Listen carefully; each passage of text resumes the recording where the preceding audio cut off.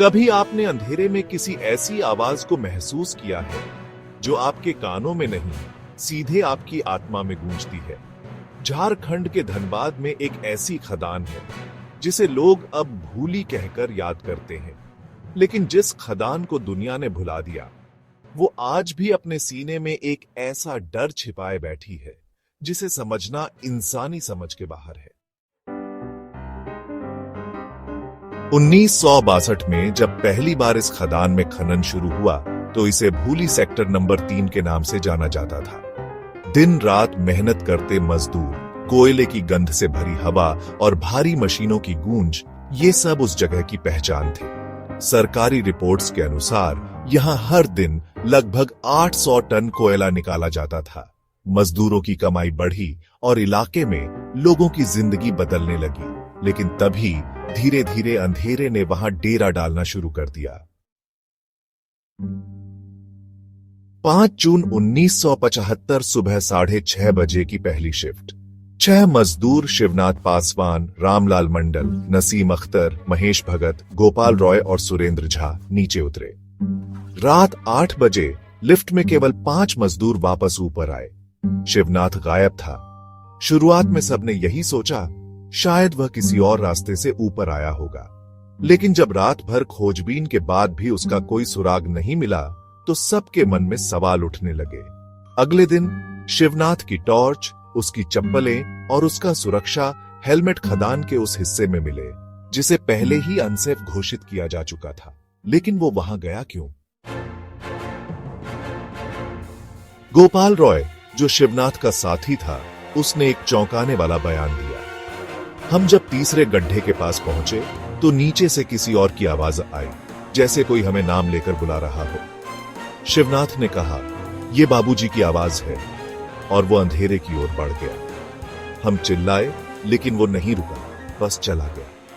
किसी ने भी यह बात गंभीरता से नहीं ली। सबने इसे हेलुसिनेशन कहकर टाल दिया। लेकिन ठीक एक हफ्ते बाद 13 जून 1975 को एक और मजदूर, सुरेश मंडल, एक साइड वॉल को खोदते हुए अचानक जोर से चिल्लाया। सामने एक अधखुली सुरंग से एक सड़ा हुआ शव बाहर गिरा। जांच में पता चला कि वो शव शिवनाथ का ही था, लेकिन शव की हालत देखकर सब लोग सन्न रह गए। उसकी आंखें खुली थीं, चेहरा डर के मारे जकड़ा हुआ था और उसकी दोनों हथेलियां दीवार में जमी हुई थीं, जैसे वो कुछ छुपाने की कोशिश कर रहा हो। डॉक्टर ने कहा, शिवनाथ की मौत घुटन से नहीं, डर से हुई है। मेडिकल रिपोर्ट में लिखा गया, cause of death unknown shock trauma.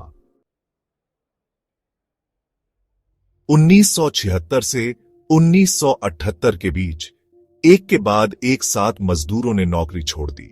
उनका कहना था कि नीचे जाने पर उन्हें कोई दिखता नहीं, लेकिन महसूस जरूर होता है। कुछ ने कहा कि उन्होंने अपने मृत साथियों की आवाजें सुनी। कुछ ने देखा कि पुरानी बंद सुरंगों में कोई परछाई चलती है, बिना पैरों के। एक मजदूर नसीम एक दिन ऊपर आते वक्त बेहोश हो गया। होश में आने के बाद उसने सिर्फ एक ही बात दोहराई, मैंने उसे देखा, शिवनाथ। लेकिन उसकी आंखें अब काली थीं, पूरी काली। 1978 में बिना कोई आधिकारिक स्पष्टीकरण दिए भूली खदान को बंद कर दिया गया, लेकिन इलाके के लोग आज भी दावा करते हैं कि रात के समय खदान के पास से गुजरते हुए किसी के बोलने और रोने की आवाजें आती हैं। वहां अचानक मोबाइल नेटवर्क चला जाता है। कुछ स्थानीय गायब हुए जानवरों की लाशें खदान के पास मिली, लेकिन उनके शरीर पर कोई काटने के निशान नहीं थे, सिर्फ आंखें गायब थीं। 2006 में दिल्ली की एक डॉक्यूमेंट्री टीम वहां शूट करने गई। टीम ने खदान के अंदर जाने से पहले ड्रोन कैमरा लगाया। कैमरे ने जो फुटेज भेजा वो सच में विचलित कर देने वाला था। एक सुरंग में ड्रोन के लाइट्स के सामने एक औरत की परछाई आई। टीम अंदर नहीं गई, लेकिन जब साउंड रिकॉर्डिंग की जांच की गई, उसमें एक धीमी, अस्पष्ट सी महिला की आवाज थी, मत जाओ वहां, वो अब भी भूला नहीं है।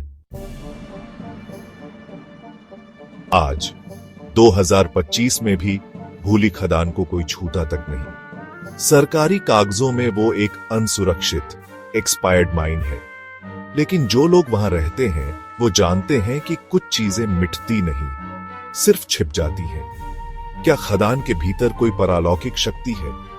क्या वो जगह शापित है, या फिर ये सब इंसानी दिमाग का भ्रम है? सवाल बहुत है, लेकिन जवाब कोई नहीं।